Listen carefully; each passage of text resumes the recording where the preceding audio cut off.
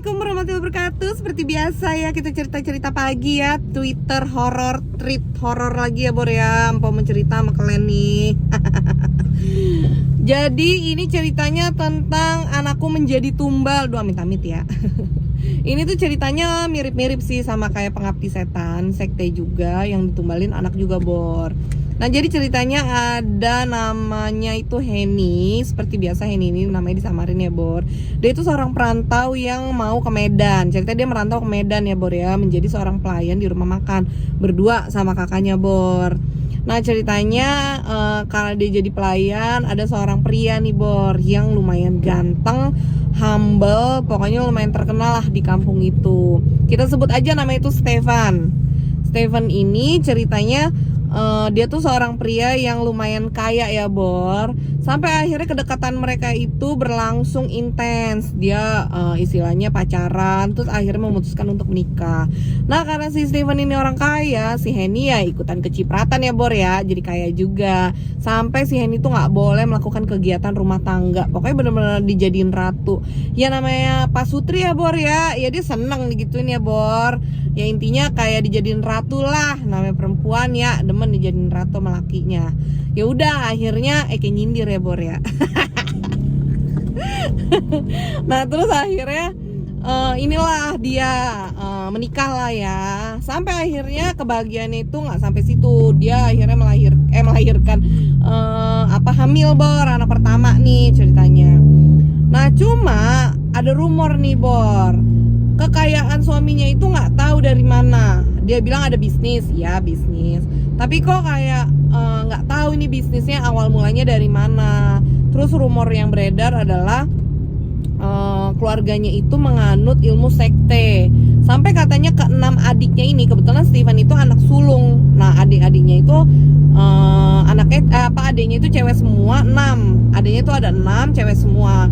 Itu jadi palasik. Karena rumor yang beredar itu lumayan kuat ya Bor, sampai katanya keenam adiknya itu menjadi palasik. Palasik itu tuh kayak ilmu sekte ya Bor ya. Jadi kayak ilmu yang turun-menurun. Jadi kalau ibunya palasik ya anaknya palasik gitu loh. Nah sampai katanya warga sekitar, Pak RT juga pernah memergoki suara ya kayak siskamling, jadi kayak satpam ya, satpam rumah daerah mereka itu pernah dengar suara orang ketawa dari rumahnya si Stefan itu. Bahkan katanya setiap malam itu si adik-adik tuh berubah jadi kayak palasik. Gue juga gak ngerti sih, kalau gue searching di Google itu palasik itu adalah penganut ilmu sekte ya Bor ya. Cuma kalau ada yang ngerti coba jelasin yang palasik itu lebih jelasnya apa sih. Nah katanya tuh sering terbang-terbang di atas rumah Bor. Mungkin kalau kata gue mah kuyang ya Bor ya. Ya kan suka kayak begitu dah, pokoknya gitu deh ceritanya. Nah cuma keganjilan itu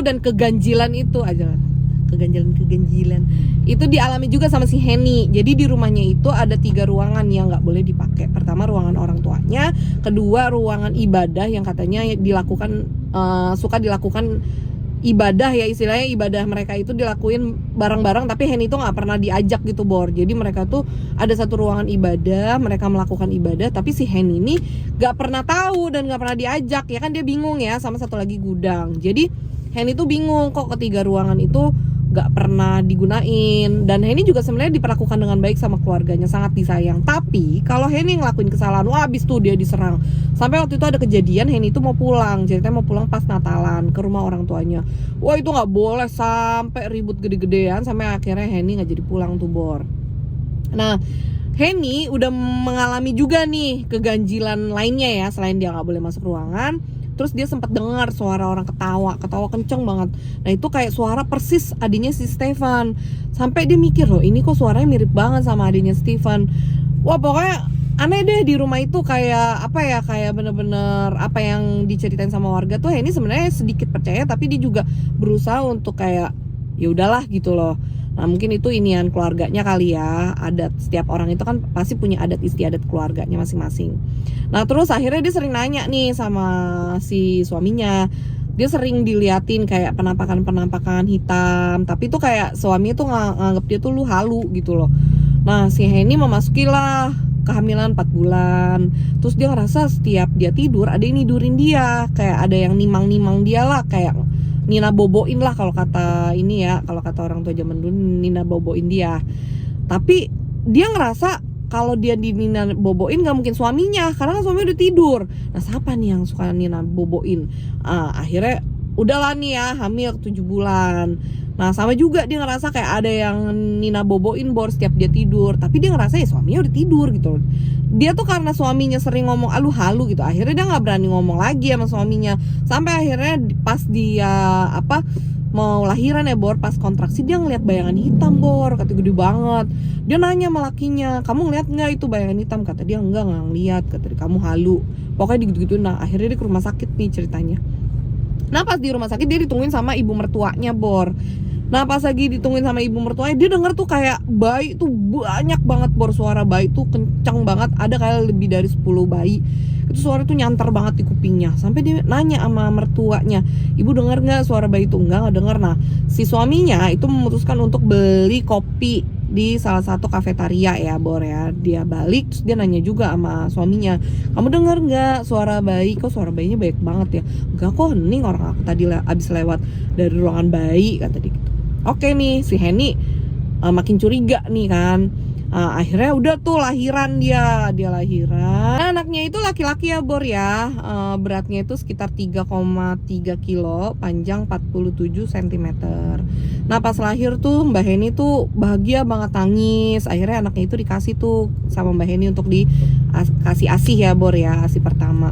Dikasihlah ASI, terus akhirnya karena Mbak Henny mau dijahit, akhirnya si bayinya itu dikasih lah ke susternya untuk dipindahin ke box bayi gitu bor.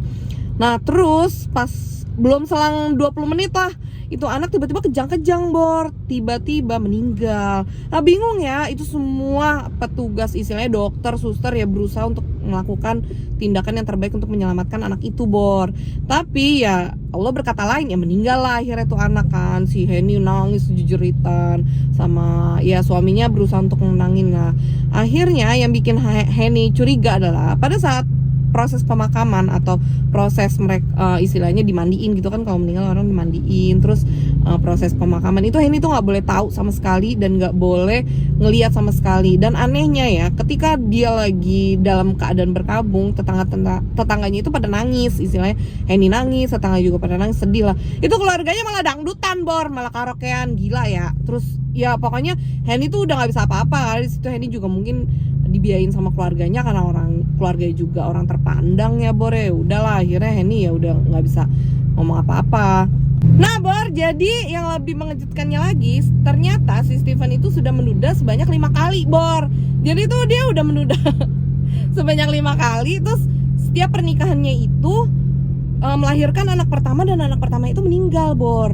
Nah makanya mungkin diceraiin sama bininya. Jadi dia udah kewong sebanyak 5 kali, mungkin sama si Henny itu jadi 6 kali ya bor ya.